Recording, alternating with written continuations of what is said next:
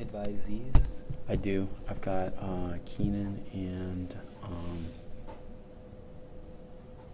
Andy. Homegun, yeah.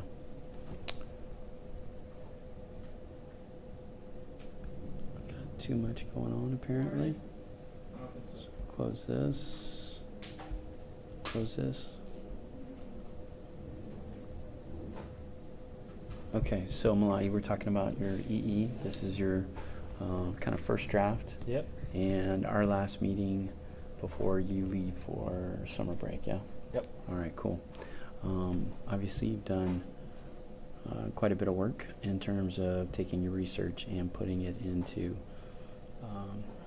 written format. It looks like you've kind of stuck with a kind of a linear timeline kind of approach. Yeah, for my outline, I kind of have a semi-structured deal with a linear set. I went with intro to the era, Mm-hmm. materials of the era, and then the next paragraph would be board shapes and designs. Mm-hmm. The next would be fin evolution during those times. Okay, So okay. just touching on the different aspects of the boards. Right.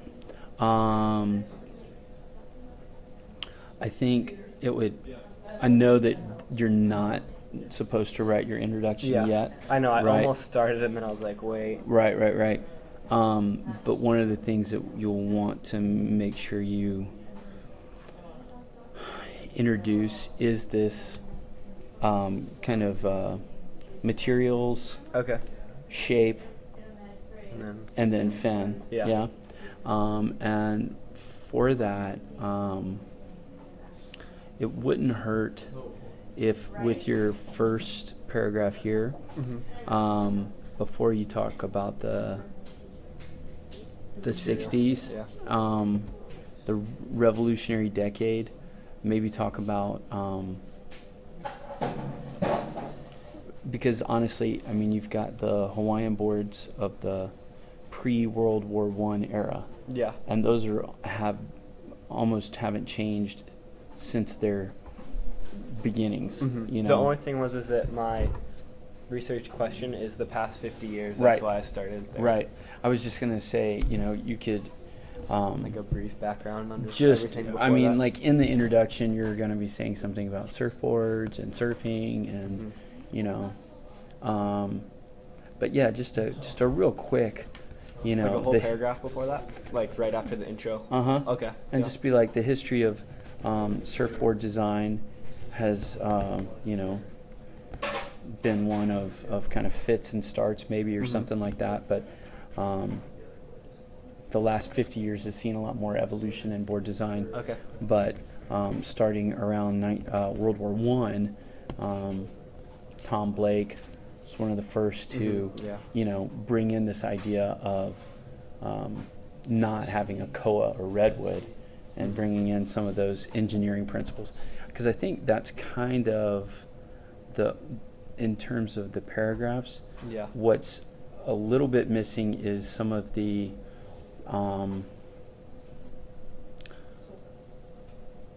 maybe the inspiration slash insight. Okay. Like, for the fins in the 70s, obviously, and some of the board and rail design, you'd be talking about George Greenough, Mm-hmm. and his real insight was, and it might have been, I confuse them frequently, but I think it was Greenough was the first to look at a tuna fin. It's the tail of the tuna, Mhm. that sickle Yeah. shape, right? And he cuts that in half, and that's like where Yeah. that first real, big rake, low volume, real thin tip kind of Yeah. comes from, that allows for that more radical kind of surfing. In the same way, like some of the design, like you're talking about, it originated at the end of World War II. That's where the material came from, Mhm. but it's also, it's some of these vets Yeah. that are really some of the guys that, Mm-hmm. like Tom Blake, took the ideas from. And I had the mindset of keeping it like really just design based, since my thing is design tech, but I'm definitely going to add some more of the inspirational names. Well, and just things kind like of the that. history, Yeah. right? Yeah. So, I mean, to me, that's where it's still very design based. It's just kind of where some of these designs came from, Mm-hmm. right? Yeah. Because essentially what's driving most of them is a lot of them anyways, so, at least in the late 60s, 70s, were, like I said, kind of based off of looking at hydrodynamics and looking at how fish move Yeah. through the water. And now the more modern era, they're then studying it even more and looking at like the hull, whether it's a single to a double concave or V. Oh yeah, the bottom shape. Yeah, I Uh-huh. talked about that. It's pretty Pretty technical, It is. these days. Mm-hmm. But as far as keeping with the design, that's good. And then in that case,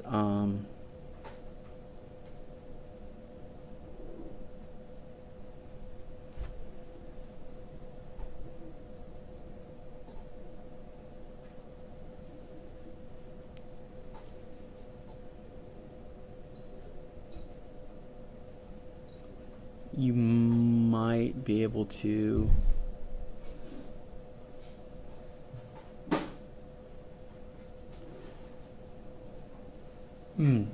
talk a little bit about how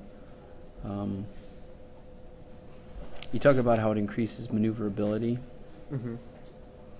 and speed even, and also the rails being able to kind of dig in and hold where previously they didn't.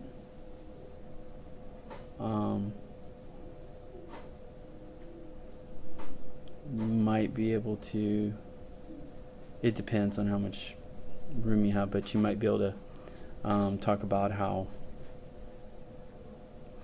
this evolution has also helped push the realm of what's considered rideable, Yeah.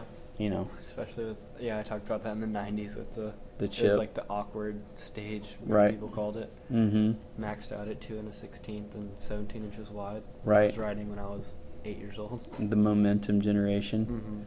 Kelly and them's first Yeah. boards when they're like 18 years old. But just that ability to, surf in places like Pipe and Chopes and Mm-hmm. your more barrel-y kinds of waves that had previously just been considered not just unrideable, but I mean Completely unfun. uncharted, Yeah, exactly. I don't know, just throwing it out there. And obviously more room for talking about how the PU moves into the epoxy. Yep. Move, Yeah, I haven't quite hit that yet, but you know, that's what I was going to do next. and then and it certainly doesn't hurt to look at some of the kind of push-pull factors that influence some of this as well. Like for the PU, I mean, one of the push factors that's pushing people out of the polyurethane is just how dirty it is. Yeah. Yeah. Yeah. Environmentally unfriendly it is, how oil-based they are, and just how dangerous it Isn't is. that's why Clark Foam went out of business? Precisely. It's exactly where I was going with that. Yeah. I mean, that alone could be an EE. Oh, I know. I think I briefly mentioned it, but I'm Yeah. going to definitely go. I give myself room for that. Okay, cool. And I guess one of the other elements of the design, I don't know if you want to talk about the AutoCAD machines that, I don't know, might The be ones going that too shape the far off. boards. Do most of the rough I was shapes. going to do that. I haven't hit. I just got done with the 90s, and then I stopped just because of the word count and stuff. But I'm done. yeah, but yeah, 2000s, and because I'm going decade by decade, so 2000s is when they really started coming out, and shapers were only touching boards for their team riders and stuff. So Right. Couple of swipes yeah, and a signature. All right, cool. yeah, Sounds good. You said you've got your resources all organized. You're yep. just gonna I got a plug whole those other in. document for those. So Okay. The sooner you get those in, the easier your life will be. Okay. That's Yeah. just my advice. And to try and keep those, just try and keep those as up to date as possible, Mm-hmm. or as current as possible while you're doing it. Yeah. I mean, like after you finish a paragraph or whatever, just plug copy it and in. paste that in. Yeah. It doesn't have to be like perfect format, MLA or whatever, but Mhm. just so that you don't have to Yeah. a month and a I half think I'm gonna go later, with the 2 number months system. later. Mhm. So works cited. Okay, and then, footnotes, endnotes. And then just the number at the end of the paragraph for whatever source I used.